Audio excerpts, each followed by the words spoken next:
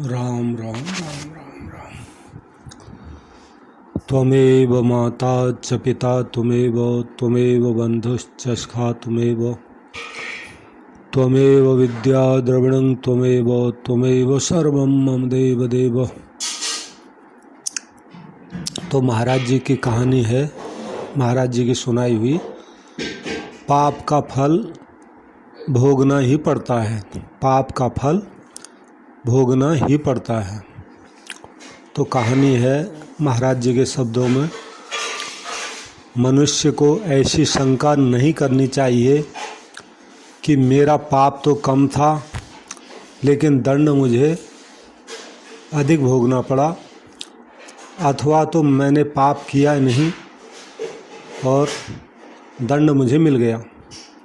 कारण कि यह सर्वज्ञ, सर्वसुहृद, सर्वसमर्थ भगवान का विधान है कि पाप से अधिक दंड कोई नहीं भोगता, और जो भी दंड हमें मिलता है वह किसी न किसी पाप का ही फल होता है।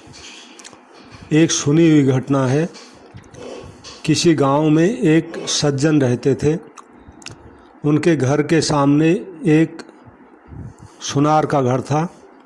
सुनार के पास सोना आता रहता था और वह गढ़ कर उसके गहने देता रहता था। ऐसे वह रुपए कमाता था। एक दिन उसके पास अधिक सोना जमा हो गया तो रात्रि में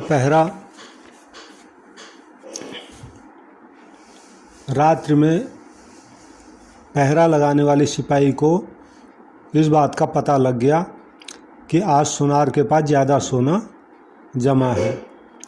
उस पहरेदार ने रात्रि में उस सुनार को मार दिया और जिस बक्से में सोना था उसको उठाकर चल दिया।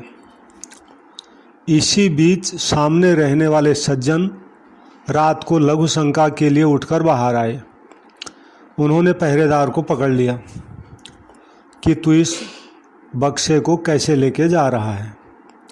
तो पहरेदार ने कहा, तू चुप रहे, हल्ला मत कर, इसमें से कुछ तू ले ले, कुछ मैं ले लूँ। लेकिन वो सज्जन बोले, मैं कैसे ले लूँ, मैं चोर थोड़े हूँ। पहरेदार ने कहा, देख तू समझ जा, मेरी बात मान ले, नहीं तो दुख पाएगा। पर वो सज्जन माने नहीं। तब पहरेदार ने बक्सा तो नीचे रख दिया और उस सज्जन को पकड़ लिया और ज़ोर से सीटी बजा दी। और सीटी सुनते ही जगह जगह रात को पहरा लगाने वाले सिपाही दौड़कर वहाँ पर आ गए। उसने सबसे कहा कि यह चोर है, यह इस घर से बक्सा लेकर भाग रहा है, मैंने इसको पकड़ लिया है। तब सिपाहियों ने घर में घुसकर देखा कि सुनार जो है मरा पड़ा है। उन्होंने उस सज्जन को पकड़ लिया और राजकीय आदमियों के हवाले कर दिया। जज के सामने बहस हुई तो उस सज्जन ने कहा कि मैंने हत्या नहीं की है, उस पहरेदार सिपाही ने ही उसको मारा है, सुनार को। अब सिपाही जो थे आपस में मिले हुए थे। उन्होंने कहा कि नहीं नहीं, इसी ने मारा है, हमने इसको खुद रात्रि को पकड़ा है, आदि आदि बातें कह दी। अब मुकदमा चला। चलते चलते अंत में उस सज्जन के लिए फांसी का हुक्म हुआ।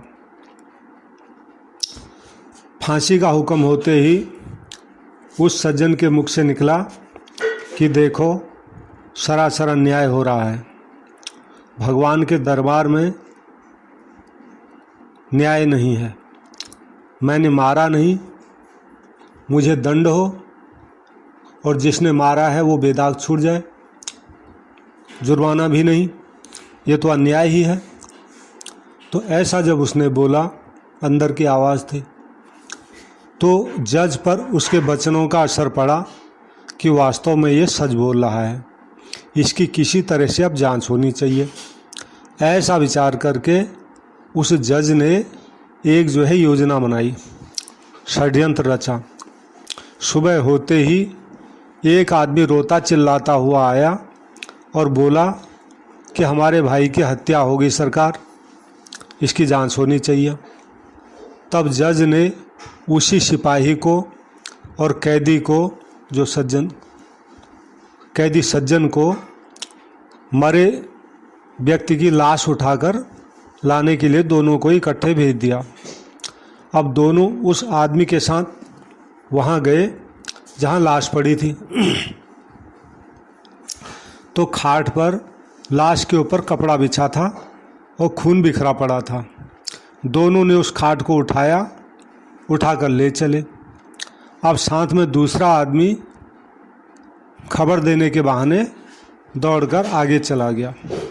अब उस लाश के पास दोनों ही रह गए वो।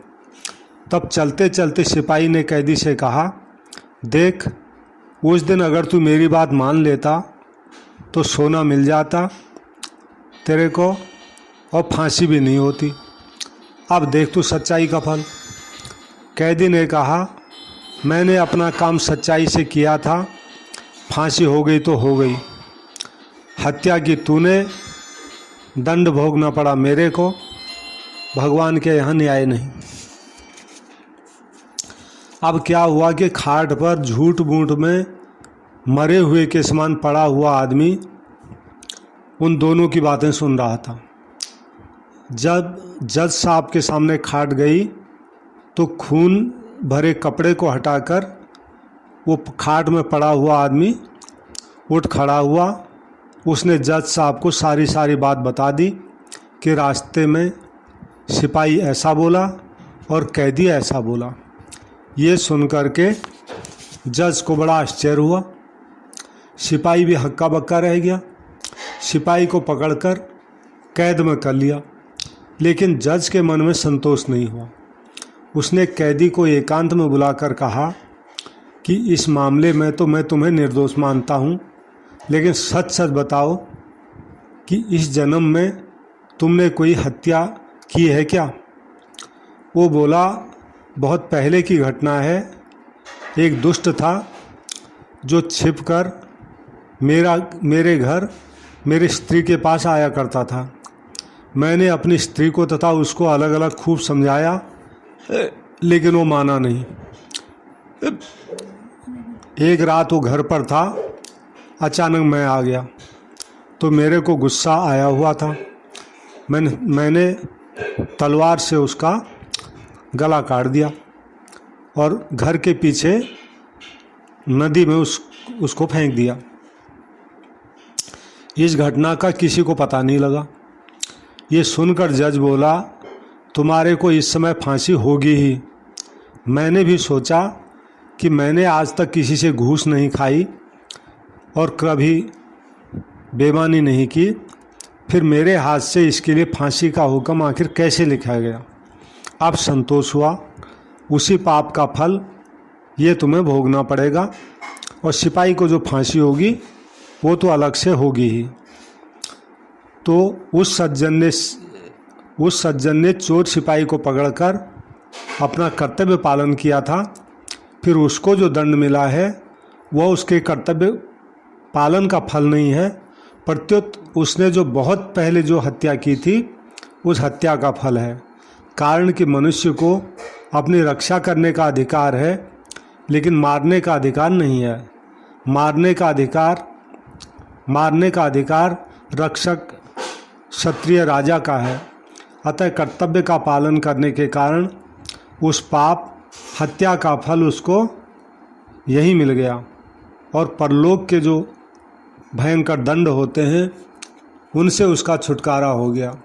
कारण कि इस लोक में जो दंड भोग लिया जाता है उसका थोड़े में ही छुटकारा हो जाता है, थोड़े में ही शुद्धि हो जाती है। नहीं तो परलोक में बड़ा भयंकर ब्याज सहित दंड भोगना पड़ता है। इस कहानी से यह पता लगता है कि मनुष्य के कब किए हुए पाप का फल कब मिलेगा इसका कुछ पता नहीं है। भगवान का विधान विचित्र है। जब तक पुराने पुण्य प्रबल होते हैं तब तक उग्र पाप का फल भी तत्काल नहीं मिलता। जब पुराने पुण्य खत्म हो जाते हैं तब उस पाप की बारी आती है। पाप का फल दंड तो भोगना ही पड़ता है, चाहे इस जन्म में भोगना पड़े चाहे जन्मांतर में। सीताराम सीताराम सीताराम सीताराम।